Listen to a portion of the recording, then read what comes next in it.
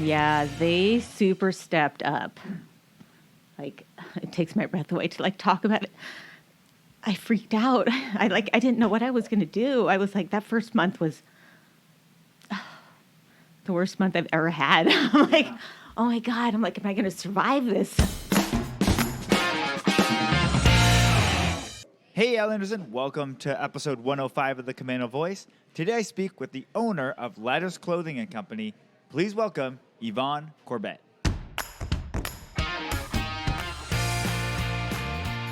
Hi, I'm Brandon Erickson, and you're listening to the Camano Voice podcast, where I interview folks around Camano Island and beyond. If you want to stay up to date on events, businesses, and even hear a little history of this area, subscribe to this podcast and share with your friends. Thanks for listening. Hey, Islanders, and welcome to another episode of the Camano Voice, where we release a new episode every Tuesday. This episode, I got to speak with Yvonne Corbett, who is the owner of Ladders Clothing and Company, which is located in downtown Stanwood, and also has a second location in La Conner. So if you're ever out that way, check it out. So I got to speak with her about starting up Ladders Clothing and Company and how she kind of got into being a business owner, and then how she survived and made it through COVID. And not only that, but during COVID, opened a second location. So we get into a whole lot of different things here of her background, how she got into it, and kind of some of the things of what you have to think about when you're in a retail business. So a lot of things I related to, just the different things that different businesses have different problems and different things you have to work on. And retail just has some unique things that other businesses don't have. So it was great talking with her, catching up, and finding out more about her business. So without further ado, here's my conversation with Yvonne Corbett. Hey, Islanders, and welcome to another episode of the Camano Voice. Today I'm here with the owner of Ladders Clothing and Company. Welcome to the podcast, Yvonne Corbett. Hello. Did I pronounce your last name correctly? Yes, it's Corbett. Okay, good, because I always jump into podcasts and then forget to ask, and I'm like, oh, great. It's correct. You did good. Yes, got it. All right, we get Corbett, Corbett, Corbet even, but it's Corbett. That's a very fancy version. Yeah. Of it. All right. So before we get started, tell us a little bit about Yvonne. Well, me. What's a little bit about me? So, let's see. I was born in Aiken, South Carolina. Okay. My dad was in the Air Force. So each one of us kids was born in a different state. Okay. Yeah, we have Louisiana, Mississippi, Maryland, and then South Carolina. Nice. Yeah. So then, so we moved quite a bit. Okay. I remember that a little bit. So my parents separated when I was younger, but we were in New Mexico last. That was the last place that I remember. And we moved to Everett when my parents separated. And we spent a year in Everett. That was my third grade year. Okay. And then by fourth grade, we moved to Marysville. So I pretty much say that I grew up in Marysville. Okay. Yeah. Went to Cascade Elementary, the Marysville Middle, the junior high, and Marysville Pilchuck, and graduated in 91. Okay. Nice. Yes. Very cool. So then, where are you in the order of your siblings then? I am second to the youngest. Okay. Yes. I have Okay. a younger sister and older. So I have my older sister, older brother, me, and then my sister Lisa. Okay. Nice. Yes. So the older ones remember a little bit more of the moving and yeah, they would over. remember quite a bit. All right. Yeah. Nice. So then you grew up there. Mm-hmm. Then what did you end up going to college? So what I did after high school, I was lost. I had no idea what I wanted to do. Okay. I kind of had an idea, like I was super artsy and thought about going to like the Art Institute, but wasn't really quite sure what I wanted to do when I went to the Art Institute, you know? So then I was like, well, maybe I won't do that. But I spent so much time thinking about it that I was like, I need to just figure it out. And, and whatever I was doing was something that I needed to pay for. Yes. I didn't have like the back support of, having well-to-do parents who were going to pay for my education. So it was Right. something that I had to figure out on my own. And one of my girlfriends at the time was a dental assistant. So she's like, hey, why don't you go to dental assisting school and then come into my office and I'll show you the ropes, so that's pretty much what I did. I did that for about 22 years. Wow. Okay. Yeah. 22 amazing years. Nice. I really enjoyed it. I really did.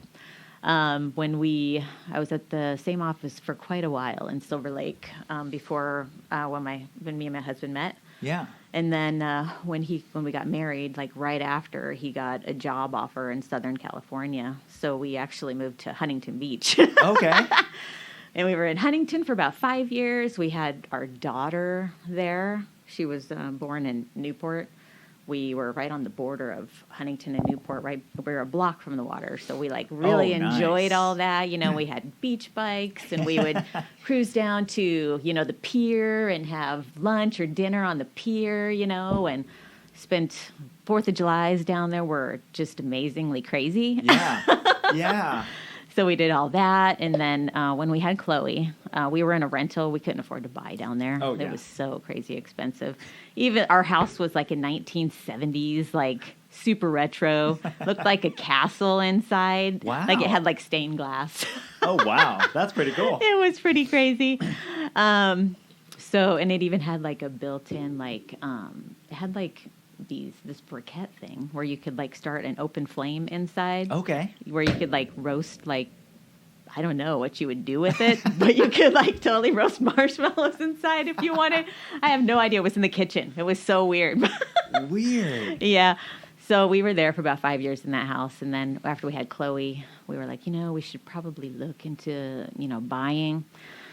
Couldn't afford by the water. So we looked in like Tustin, and that was still a little pricey. So we were like, okay, let's look inland.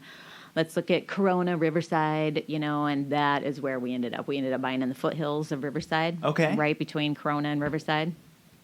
And we spent the last, 5-6 years there.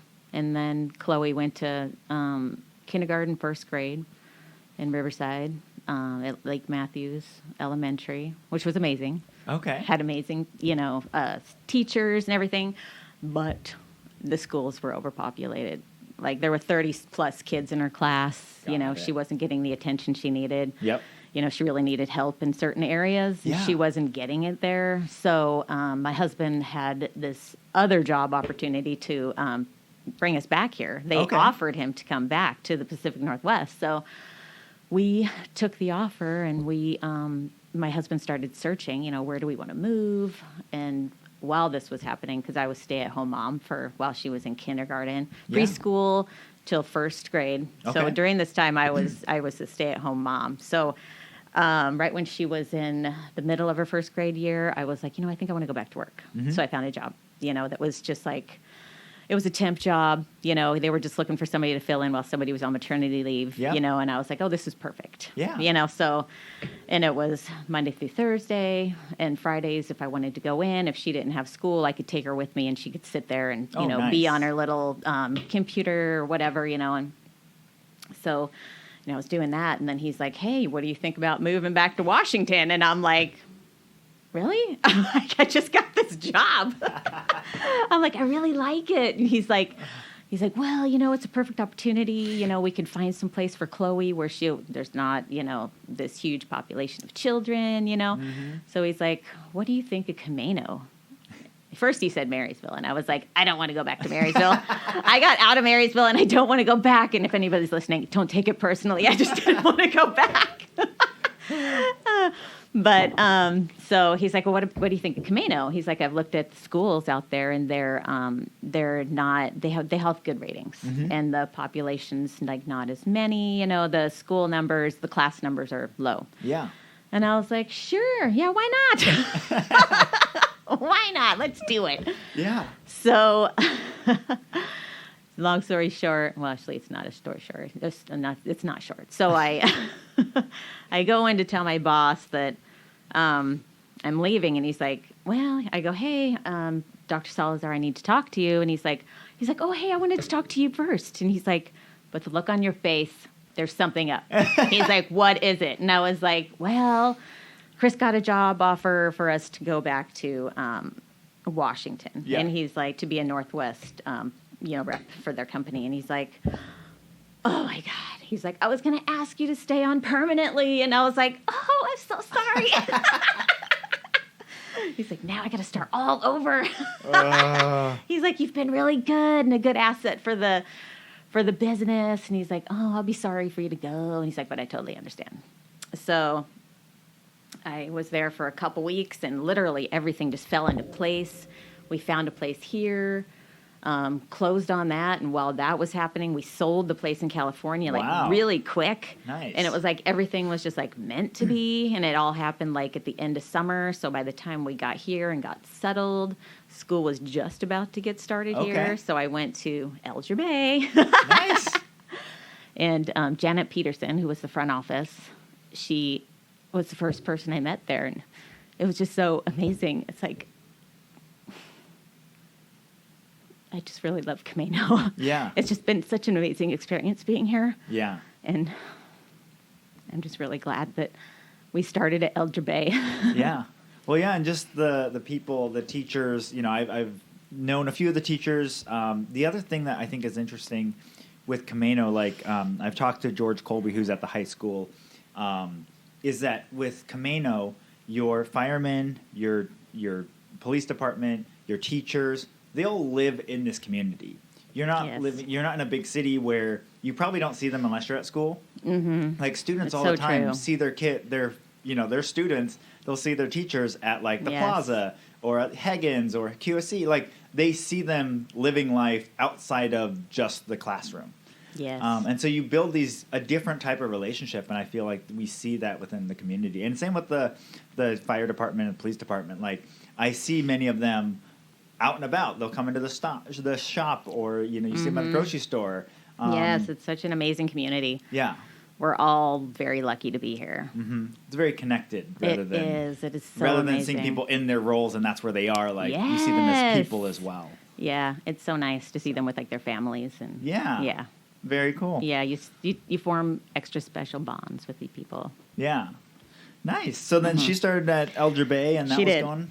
Yep, she started at Elger Bay, but when we started, it ended up being an extra full year. Like they had an onslaught of extra kids, and they were short-staffed.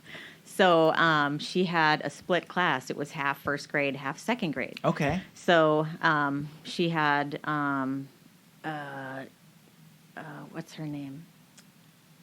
Mrs. Jansma for the first half of the day.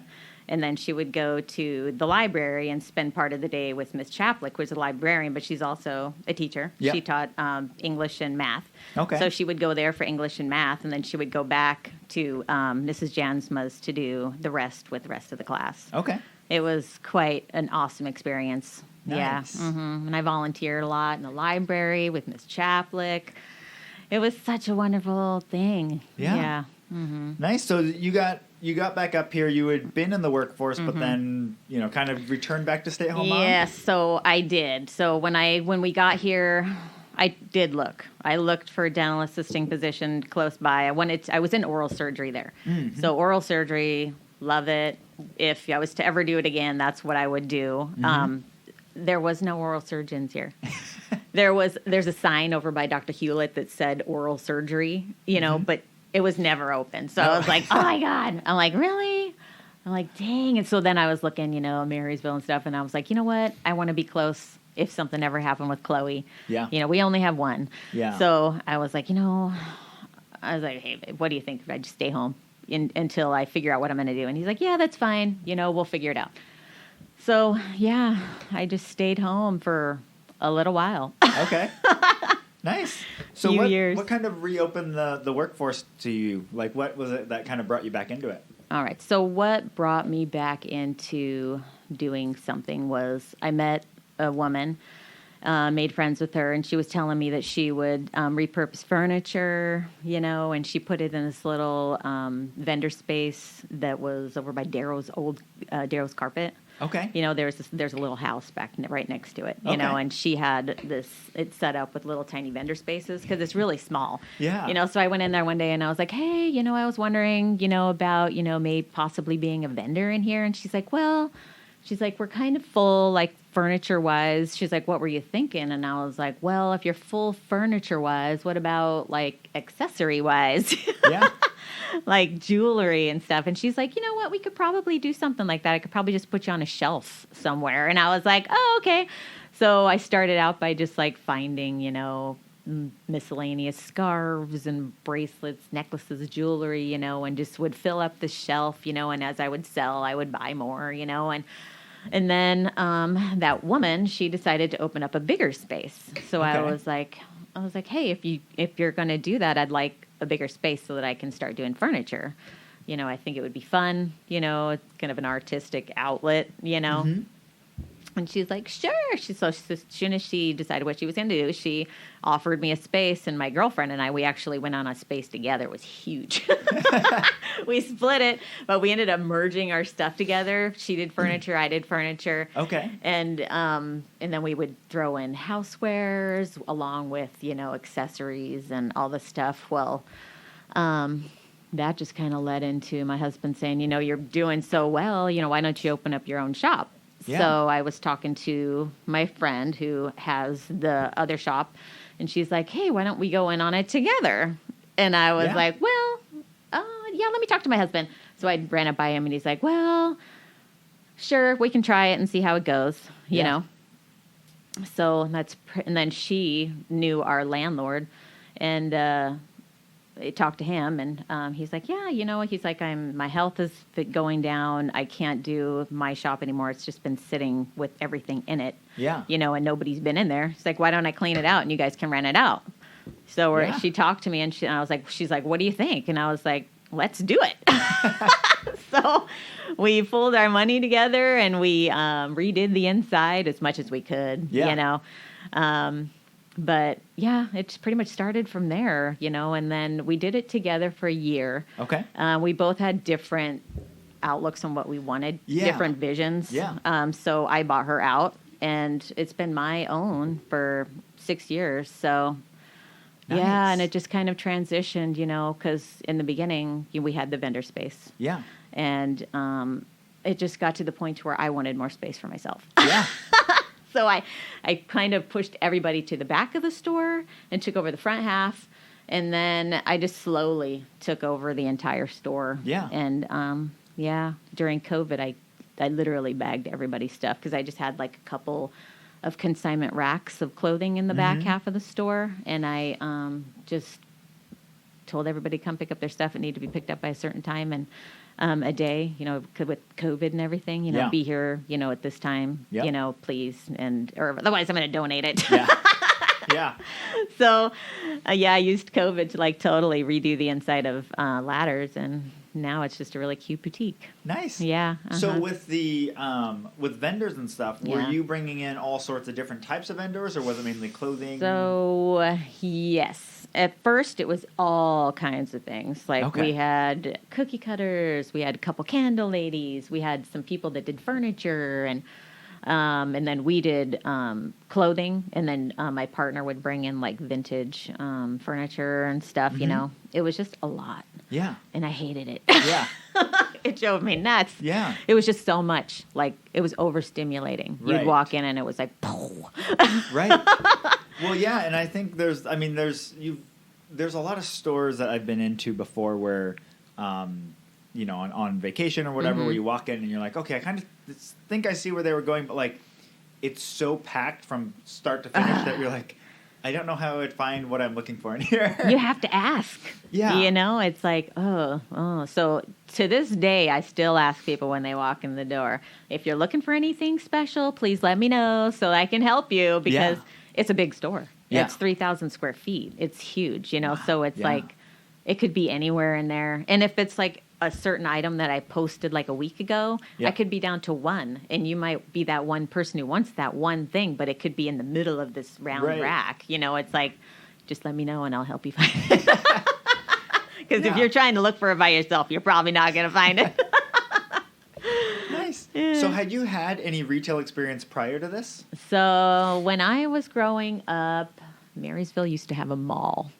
So where Big Lots and Office Depot, I think it is, and where Albertsons is. Okay. Right there. Yeah. With the train tracks and all that junk. It used to be a mall, and inside of there was a store named Kim's Closet, and I worked there for, I don't know, like a year and a half. So that's really the only retail experience I've had. I went really from there to, well, actually, you know what? Now that I think about it, it's like I think back, it's been so long. I was the supervisor in the back at a thrift store called Shop and Save in Marysville back in the day. And then when I started going to dental assisting school, I was like night manager. Okay. Yeah, and then I managed a little bit on the weekends. Here I am, this 18-year-old managing this store. Yeah. But, yeah, I did that for quite a while I did all my dental assisting stuff and while I was just trying to figure out stuff. Okay. Life. Right. The life of a newly graduated high school student. Right, which is like, a what very do you scary do? time. Yeah. Yeah, to all you graduates out there, I feel ya. But you can make it through, so that's all right. Yeah, you're good. Very cool. So this is just the beginning. As you were getting into opening your store and really taking over more of it, how did you kind of teach yourself more things as far as like retail, display, all that stuff? Was that something you'd kind of already done a lot of? So the whole display thing, that actually just kind of came naturally. Okay. And, you look at Pinterest is amazing. Yeah. What is the store that I love? Can't think of the name. It's right on the tip of my tongue. But anyways, their displays are like amazing. Mm-hmm. They're beautiful, these displays. But gosh. So I would always look at their stuff on Pinterest because they were always posting their window displays. Okay. And I would be like, oh, I can totally do that. But really, I can't do that. So I would just kind of like use their inspiration to do my own things, and sure there's times where I totally suck at it because it just gets so busy. You know, you just kind of throw something together. But when I love it when I have time to do it. Yeah. Right now the windows look great. Yes. Good. Yeah. Well, yeah, and I think so our buyer, Christy, has been doing it she's been doing it for the whole time of the marketplace, and she comes from that world. But yeah, she will strip everything down and then completely rebuild the display and everything. You have to. And it looks great. And I'm always like, I don't have any of that skill set, and I'm just not. Sometimes you can just look at everything that you have and just like, I don't know. It just like, you can just totally envision it and like take everything down and just start putting it all together. And then it's the satisfaction of the complete project. It's like, what? Yeah. No, and I think it's great. Like it makes such a big difference when, as we get through like seasonal things and you have seasonal displays or whatever, and as they get picked over, like then they stop selling stuff because they look picked over. Yes. And then when she redoes it and turns it into the next one, it's full looking, and then you sell a bunch of stuff from it. And you do. It's like, man, that was looking so great. I know. What are we going to put there now? Yeah. Well, especially right now because like getting stuff is difficult. It's so crazy. It's weird. Yeah. But even like working on the floor during Christmas time and stuff, it's really interesting how you put things in certain areas and you watch customers and you see like, oh, okay, so that like if this display is front and center or like whatever, like there's certain things you start learning about your store of like places that people can't see or don't look at it for some reason, even though it looks like it should be obvious, it's not. It's not. Sometimes those little shelves that have like a front and back, like people will totally miss the back side of it, even though there's some really cool stuff on it. And I'm like, so did you see this?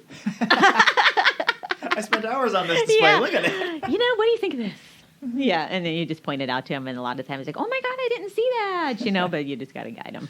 Yeah. Yeah, little guidance. It's amazing. Yeah, yeah. So then as you transitioned out and you kind of brought in all of your own stuff, what was kind of your vision for the store as you were building it? So what I really wanted a boutique. Right from the beginning, that is what my vision was. I wanted a clothing boutique for women.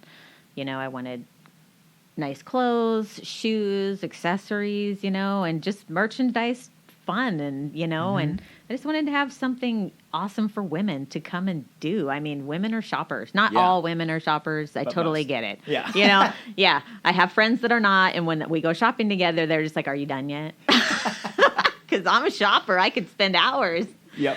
And it's just so therapeutic for me to go and just zone out alone. I like going alone. Going with other people can be kind of stressful. Yeah. You got to go back later and look at what you want to look at. Yeah. But yeah, I forgot where I was going with that. But yeah, I mean, opening a boutique, and I think, it's great because within Stanwood, and there have been over the last probably like 3-4 years, a few more of those kind of opening up. But like, especially when we moved here in 1994, 95, like there wasn't, you had to go to Seattle or like Bellingham to shop. Right. Or you could go Burlington, but, now it's to the point now people really don't need to leave for everything anymore. Yeah. They could really stay in town. It's just finding what you want. Right. Yeah, it's venturing off that highway 532 and turning off onto the side roads to see what's back there. Yeah. On the east end, west end, and in the middle of Stanwood. Yeah. Like there are so many options for people. Like there are so many boutiques and like antique stores, furniture stores, like there is everything. There's a wine store. I mean, you name it, it's there. And in her store, she's got like kitchen gadgets. Like you need something, from, you can even go into QFC and IGA and find, and here, a kitchen gadget that you might be looking for. You know, it's like, I don't know, you don't need to leave town. Yeah. People shop small. Well, and I think that is something, especially over COVID and stuff, we've really seen that the Stanwood Camano community, like I've talked to a lot of the business owners, and so many of them were supported so heavily by the local community. Yeah, they super stepped up. Like, it takes my breath away to like talk about it.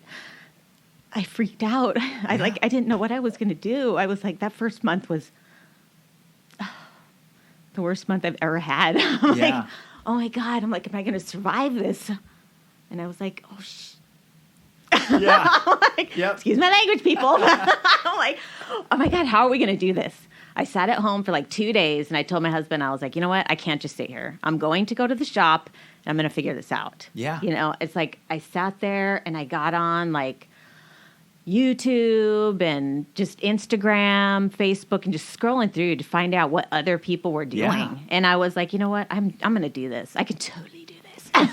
It's going to take a lot of work, but I'm going to totally do this. So I sat there and I was like, okay, tomorrow I'm going to do a video. Yeah. And I hate doing videos. My customers know I get so nervous. I'm like, oh. And I'm on there going, I'm so sorry, you guys.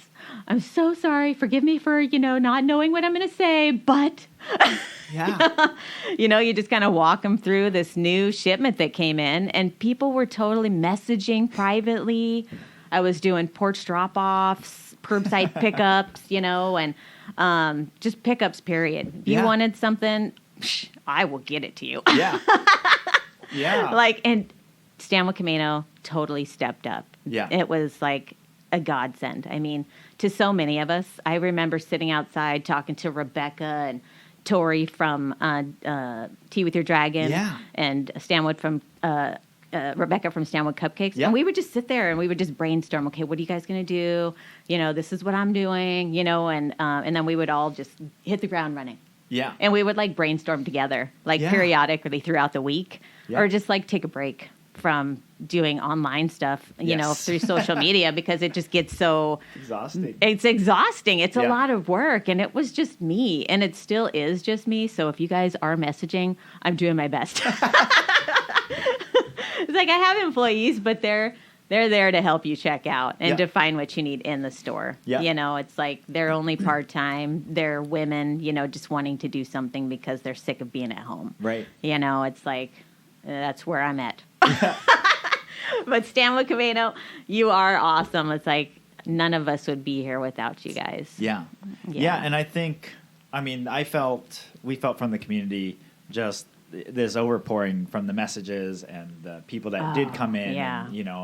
And I think the other thing is just the business owners. I did see that within across the board, like it was the small businesses that had to adapt and change and figure things out on the fly. Yeah. But like they were like, no, we're not going to just sit down and just go under. Like, no, they're going to fight and push through. And like, it's so, for me, it's so inspiring to see so many different small businesses that just were not willing to just say, all right, I guess I'm done. Like, I guess this is it. And they really just were like, okay, well, I'd never done anything with online, but let's figure this out. Yeah. Or, you know, we let's did do an online thing. Like, Yeah. we opened up an online store. I mean, now it's hard to keep up with it. It is, yeah. Things in the store flying out. You know, it's like you need to have a totally different inventory for online. It's like, because people see what you have posted, and they're like, well, I don't want to buy it online. I want to go inside and see what it feels like. You know? Yep. Okay, you guys. Yeah. Well, the other thing is, we ran into that as well, because when you have a bunch of unique, like low inventory of, and it's very unique, you can't be like, I've got 50 of these and 25 of these. Like, you're like, I've got 2 of these, 1 of these, and 7 of these. Right? Like, go. Yeah, exactly. And that's what I was doing. And I'm like, And even still to this day, I'm like, it's like, I could bring in multiple quantities of something, but people will assume that it's sold out, you know? So I'm like, so it defeats that purpose. Yeah. You know, so I just keep it to the minimum. This is what we have. Yeah. So I can move on to something else. Because if you just keep bringing in the same stuff, people get bored. They won't come in. So it's got to constantly be changing. Right. You know, it's got to be interesting. Yeah. And I think that's the other thing with retail that I've learned over the last couple of years within the marketplace of really watching things is like, things just have to move and change. And sometimes they don't even need to actually change what you have. It's just changing where they're at in the store. And that's so true too. Just moving something to a new location. Yeah, people are like, oh my God, how long have you had this? You don't want to know. Well, yeah, my dad was famous during the Christmas season. During the month of December, he'd pretty much come in every night and redo the store every night. Oh, nice. And so then when he's like, people are coming in the next day, they're like, oh, you guys got all new inventory today. And he's like, yeah. We sure did. So, that's so funny because, I do that too. Yeah. No, it was, I mean, you have to, because it's that same thing where, like, if you have something in a corner that, like, people just for some reason they don't go there. Yeah. Then you have to move it out and switch it out. And people are all of a sudden, it's new to them because they weren't ever going to go to that corner. No. So, and it also helped me, like, another thing I've realized is, you start figuring out what are the things that, like, as Christy calls them, dogs, like, that just aren't going to sell. Yeah. Because there's certain things that I put out, like, if we put them right here, like, everyone sees them. And so your percentage of people that see them goes up, but the sales don't. And then you're like, oh, it's the item. It's not. Yeah. So I've done a few experimental buys. Christy buys like 99% of what we have in there. And every once in a while I'm like, well, let's try this thing. And usually I'm like, she's like, can we clearance it now? I'm like, yes, we can clearance My husband does, he tries. And I'm like, no, you can't help. So I know you mean well, but no. So then you started, at what point, I guess, during that, so like we had the first month of like everything shut down, just completely dead. And then we started, like, everyone kind of starts putting stuff together. At what point did you kind of like re-get it where you were like, all right, we're going to push through and we're going to make it through this? Yeah. Once halfway into that first month, I was getting the groove of what I was going to do to survive, you know, and I was like, you know what? We can totally do this. So it was just a whole lot of social media. Social media saved my butt. Yeah. So people from all over, not just Washington. Like, I shipped all the way across the United States to people that just happened to see a video on Instagram and private messaged me and said, hey, do you still have this in a medium? And I'm like, sure, what's your email address and your shipping address? And I'll send you an invoice. As soon as it's paid, I'll ship it out. You know, and so that's pretty much how I was for months. I did that for months. And then, that's pretty much what I did. Okay. I lived by that day and night. Yeah. I was always on. Like, my husband was like, what are you doing? I'm like, I'm just answering messages. Yep. I'm answering messages so that tomorrow morning I can invoice and ship out, you know? And he's like, okay. Don't ask me what I'm doing because you know what I'm doing. So then, and at this point, you were still just in Stanwood, right? Yeah, I was just in Stanwood. Okay, so then what kind of happened next? How did the next place kind of come up, and what kind of prompted you in that direction? Because you were in Stanwood just trying to survive, and then what prompted you to think, wait, I could do more than survive? So what prompted that was Heather Carter. She's the head chamber person in LaConner. Okay. She lives in Stanwood. Oh, okay. So she just popped in one day and was like, hey, we were just small talking. We were just chit-chatting. And she's like, hey, God, so many businesses have closed in LaConner. She's like, it's really sad. She's like, oh, all the storefronts that are empty. So I was telling my husband about it later on that night. And he's like, hey, why don't we go down there on Sunday and see what it's like? Mm-hmm. So we went down there. We looked at a couple of the empty spaces, talked to some of the merchants down there, and what they were doing and how they were surviving and how business has been, and we took phone numbers for a few of the spaces. We called and we were just like, you know what? Why don't we just try it? What's it going to hurt? I'll help you foot the bill, my husband says, and he's like, if it works, it works. We'll do it, for your lease. Yeah. See where you are at the end of your lease, and then we'll reevaluate. And I was like, okay, let's do it. So we signed the agreement in August last summer, and we opened at the end of October. Okay. Mm-hmm. Spent a couple weeks, months. Yeah. Redoing the walls, the floor, build new fitting rooms, and then, trying to get enough merchandise to put in there to open. Yeah. Yeah, or at least enough to open. Yeah. Yeah. And so it's how just did been, that go then? So it went well. I had my 2 employees from the beginning, pre-COVID, and they helped me get that up and going. Yeah. So we could be in both places at once. We would rotate. And then, and then it just kind of went from there. It's like we were only opened, what was it? Thursday through Sunday. Okay. Just because there was nobody in town, Yeah. at the first half of the week with COVID and everything. Oh, yes. But then you had a lot of people coming and staying at the lodge down in LaConner, and the weekends were pretty busy. Okay. So we were like, okay, I think this might work. Yeah. So from there, once we hit Tulip Fest, everything just kind of went crazy, and it's just been, now we're 7 days a week. And wow. Yeah. Nice. With a couple employees there, a couple employees here, so that I can go back and forth when I can. Yeah. Mm-hmm. Nice. So at this point, do you mainly work as a float, like at either one, kind of, you'll pop in, be there for a little bit? Mm-hmm. And if we're short-staffed, I'll be here or there, wherever we're short-staffed. Mm-hmm. Yeah. Yep. Very cool. And then how is that now running and managing 2 different locations versus just the one? Well, it can be a little challenging at times. Especially when you're short-staffed. Right. Because, it's like, it is true. There is a staffing shortage. Yeah. LaConner hasn't been any problem finding people. Okay. It's been here in Stanwood that's been the one. Yeah. It's like we're retail. We're 7 days a week, people. Yep. Retail is 7 days a week. We're not Monday through Friday. Right. Yeah. So it's like, hello. It's like, yes, the weekends are, they got to be on your calendar at some point. It might not be every weekend, but, it is what it is. It's like, I'm sorry if you want a 9 to 5, right. Monday through Friday or whatever. I'm like, you're going to have to go somewhere else because I need somebody who's flexible. Right. Who can do some weekends. Yes. Yeah. And not call in every weekend you're sick. Right. So-called sick. Yeah, it is. It's really difficult. And especially it sounds like, we overlap in a little bit on the demographic side because the school systems and like the fact that kids weren't going to school and stuff really hurt the workforce because those women that would normally go out and get a job, to work they couldn't because, the husbands They're at were working home. or whatever. Yeah. So, there was that too. That like drastically reduced the workforce. So then did. The people that are left will fill the higher level positions because, it'll flow upwards.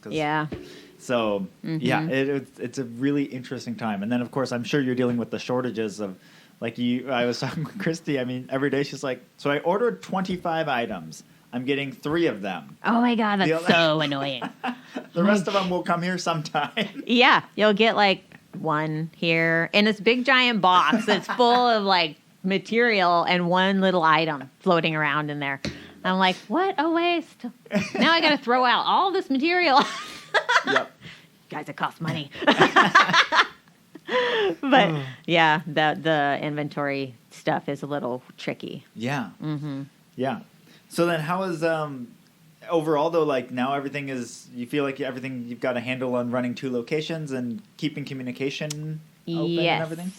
I've lucked out so far with women who are very communicative. Yes. Good. Yeah.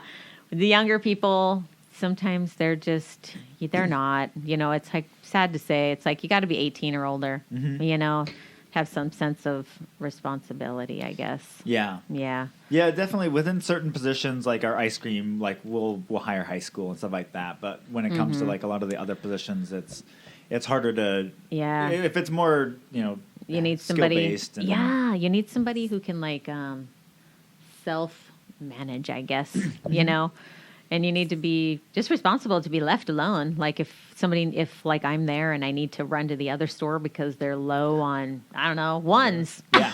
$1 bills, and I need to bring them $1 bills, It's like, you try to keep up on that, but every once in a while, you get the phone call. Oh my God, I have 5 ones left. And it's 12. I'm like, okay, I'm coming. Yeah. But yeah, I don't know. The whole thing's just so crazy right now. Yeah. Yeah, but managing too, it hasn't been too bad, actually. It's just staffing. That's the only weird thing, I would say, that's been off. I can't wait until things get a little bit more normal as far as that goes. People just want to go back to work. Yeah. Yeah, and I think people are wanting to come back. I think it's moving in that direction. I think so too. I've been having more inquiries. Yeah. Mm-hmm. Yeah, but it definitely is difficult. Yeah. So how do you keep the, or maybe it's more connected by location, but how do you keep the team and everyone connected having the 2 locations? So they actually communicate very well. Like they'll call Stanwood, like Connor will call Stanwood and ask, hey, do you have this? I'm going to send you a screenshot to your cell phone. What's your cell phone number? Do you have this? And they'll send a photo, and lots of phone conversations have happened, and lots of phone conversations. Yeah. But other than that, everybody gets along really well, but it is a lot of 2 separate, like Connor has its own staff. Yeah. Stanwood has its own staff. Yeah. Yeah. Nice. Do you ever do anything like, I guess we haven't been able to because of COVID, but is your hope or intent to like do like company party where like everyone comes together? It would be nice. Yeah. Yeah. When we first opened that one, we did have everybody come together that I had hired at that time. Yeah. We all went and did a dinner together. Nice. And over there so that I could take them into the shop, and say, hey, if we ever need you here, I hope you're willing to come over here, type of thing. And and that was fun. Yeah. I really liked that. I would like to do that again. I was just thinking about that the other day. Yeah. Yeah, I have a really good group of ladies. Nice. I'd like to do it. Cool. Mm-hmm. And with opening that second location, is it something where you feel like you could add a 3rd and 4th and you feel like it would be manageable, or do you feel like it would be exponentially more difficult? It would be a lot of work. Okay. It would be so much more work. 2's enough right now. My husband, though, I think his goal is for me to open up another one, but personally, 2's enough. You need that next level. I would need I would need to hire a manager or some sort of assistant to totally help me take on a lot of the responsibilities. Yeah.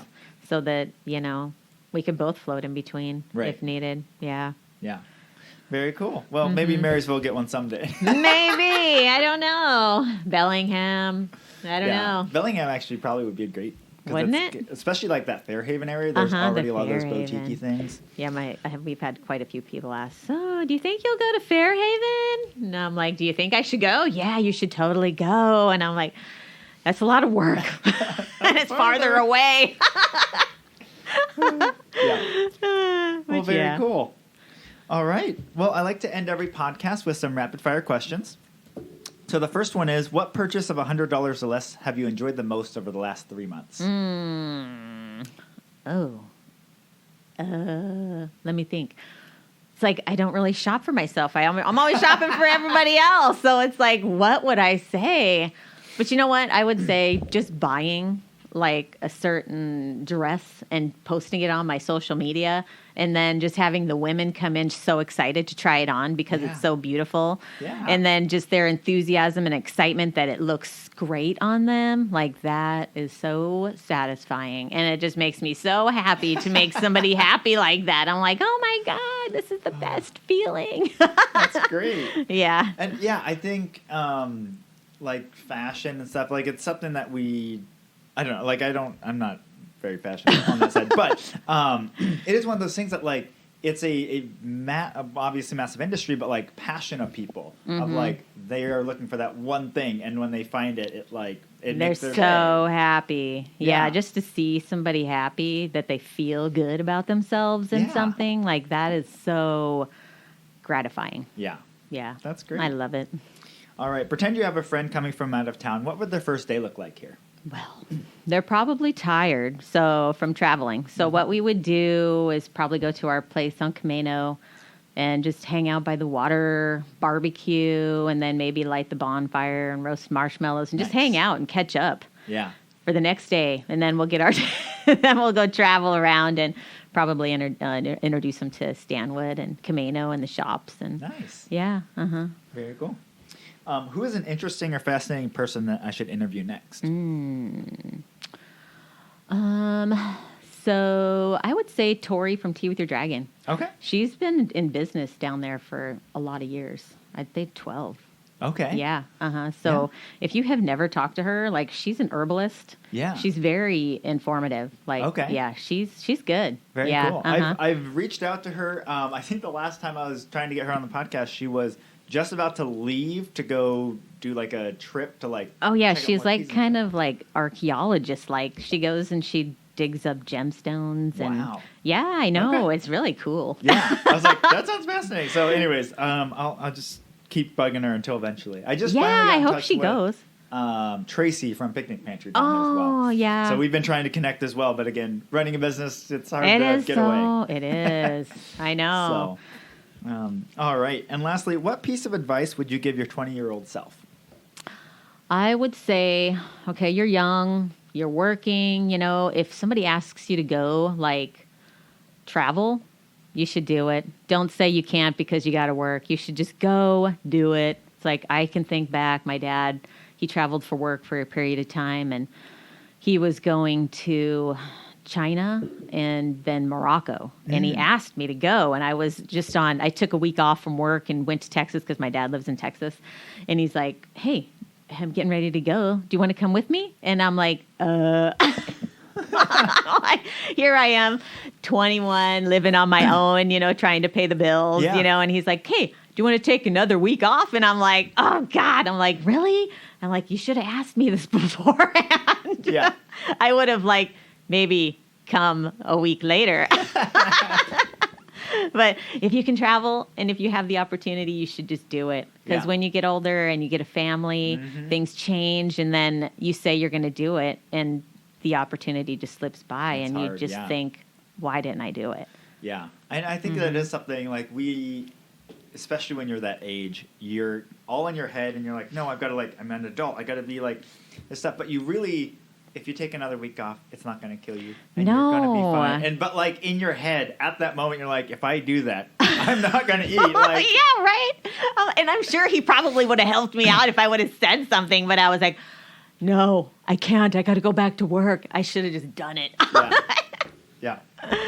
Oh, well, thank you so much for joining me on the podcast today. Yeah, thank you. Yeah. It was fun. I hope I didn't bore you too much. No, that was great. Okay. No, thank you. Yeah, all thank right. you. And Islanders, I will talk to you on the next one.